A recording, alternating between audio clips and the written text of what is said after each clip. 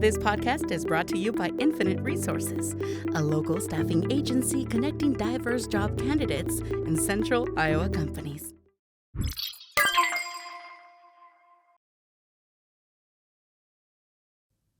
Hi, I'm Tiffany Minke, President of the Urbandale Chamber of Commerce.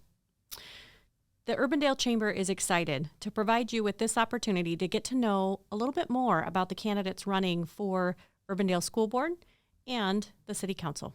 Thank you so much for taking the time to educate yourself on each of the candidates that are running, and we encourage you to vote on November 7th. Hello, I'm Tiffany Minke, President of the Urbandale Chamber of Commerce, and our guest today is Margaret Young. Margaret is a candidate for the Urbandale School District Board. So welcome, Margaret. We really appreciate your time. Thank you. Thanks for taking the time just for the community to get to know a little bit more about you and why you're wanting to serve on the school district board. Just a couple quick reminders. The first question will have about 20 minutes, two minutes, 2 minutes. And then after that, the follow-up questions will be about a minute. Okay. So we're going to start off by just asking you a little bit more about you. Why don't you tell the community just a little bit more about who you are? Sure. Well, first and foremost, I'm a mom to a beautiful third grader named Evelyn and a silly kindergartner named Jacob. And they both go to Karen Acres. Like you, I care about our community, and I want our public schools to prepare our kids to be the best they can be. Last fall, I had an opportunity to serve on a parents committee for diversity, equity, and inclusion, and we reviewed an audit that the district did. And the number that really concerned me from this was that only 30% of our students feel emotionally safe at school. And unless our students' basic needs are met, they're not able to learn most effectively. So that was my motivation to run. My background is in science. I graduated from Iowa State with my bachelor's degree in chemistry, and for the last 13 years, I've been working in product development at Chemin Industries, and I've collaborated across global teams with all sorts of diverse perspectives and worked on teams to really problem solve and deliver great solutions. I also graduated just this May with distinction from the University of Iowa with my master's in business, where I specialized in leadership. My parents were both public school teachers for over 35 years each, and I remember how hard they worked. They loved their students, they cared about them, and they were driven to make an impact in their students' lives. I'm running because I want our schools to be a safe, inclusive, and productive learning environment for all of our kids to thrive, and I want to support our teachers and staff. And I know that's not something I can do alone, so I'm here to listen to parents, our students, our teachers, our staff, our community. I really, truly believe our public schools are the heart of our community, and they're critical to ensuring a bright future. Perfect. Well, you talked a little bit about why you're motivated to run, but do you want to just expand on it a little bit about what that particular issue is that's motivating you to serve on the school board? Yeah, so within that district audit, really learning that only 30% of our students feel emotionally safe. I just so strongly feel that when your basic need to be safe is met, you're more able to learn productively. So we want to find ways we can support our students to find connections, find that sense of belonging that gives them stability and a home at school. We can create anonymous reporting tools, so if they're being bullied or harassed, they have help, and we can make sure that our services are effective. I also think there's significant gaps in proficiency in math, science, and literacy, and we have to reach the needs of all of our students. And as a scientist, I like to look at data to really understand how we can best meet those students' needs. Now, I think when we can create that safe place for our students and appreciate them for what makes them unique and special, when they feel valued and respected, they're more ready to learn. And I think that diversity is really rich, and we can use that to be more innovative and effective in problem solving. Yeah, thank you. Thank you very much for that. You have quite an interesting background. Do you want to just tell us a little bit more about the skills that you have specifically that prepare you to serve on the school board? Sure. In my professional role, I collaborate with many strong personalities, from really analytical scientists to salespeople, presidents, marketers, And I've really adapted my way of communicating and learned to listen. Now within my organization, I'm known for building trusting relationships and being genuinely kind, listening to understand, and I'm very curious. That's good. And I know I don't have the answers to everything, so I like to ask questions and seek input. There's always more perspectives than just one.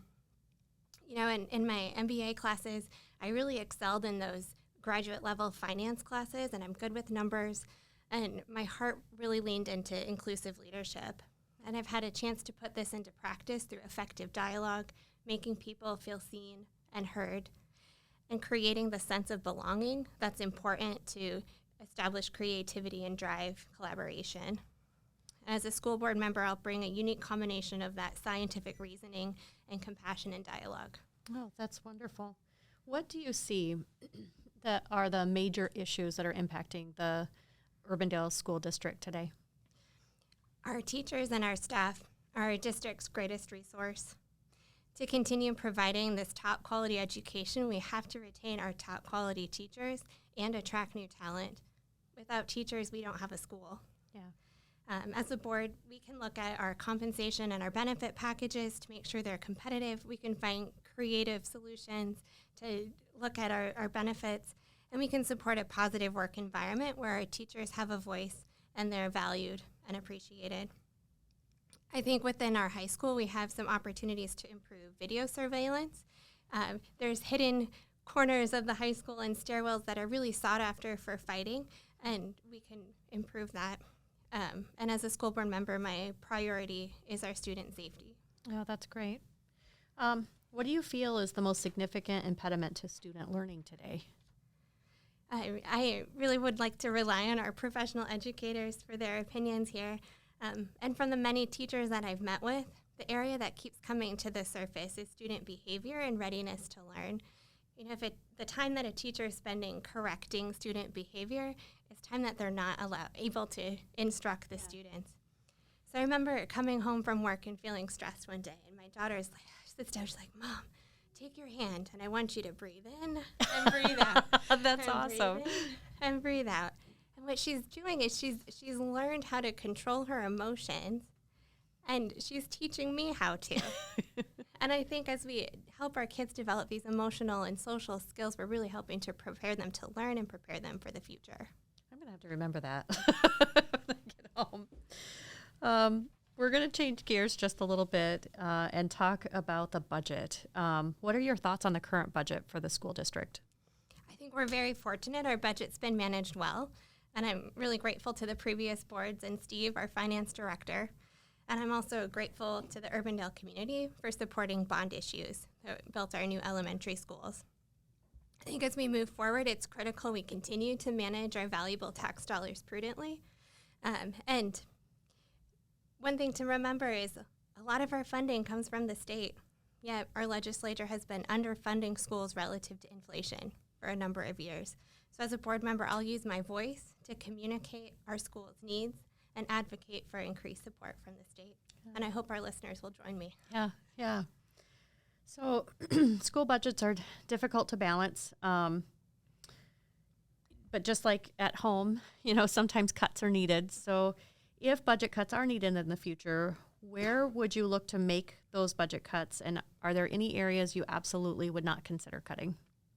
Sure, I'll always look for ways we can use our funds effectively and efficiently, and acting with transparency and discernment.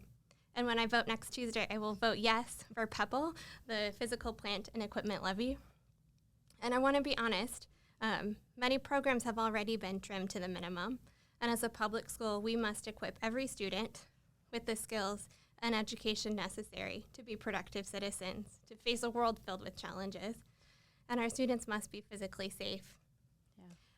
If we are already using our funds efficiently and effectively and we still can't meet those goals, this is a problem. If we're asked to build a bridge, but we only receive half the funding, which half should we build? It's an impossible decision. It's critical we advocate at the state level for adequate public tax dollars to support public schools. Investing in our children's future is the most important thing we can do. So what changes do you feel should be made on the state and local level regarding public education? There's a number of things that should be considered. I think Iowa is losing its long history of local control in schools. In recent years, the legislature has made sweeping decisions without earnest dialogue with our teachers and our educational professionals and students, and we're facing a nationwide teacher shortage. We need to stop politicizing public schools and demonizing our teachers. Teachers overall want to partner with parents to support their child's educational journey, and very few, if any, teachers are working against parental concerns. Teachers teach because they care, and they want their students to grow and learn.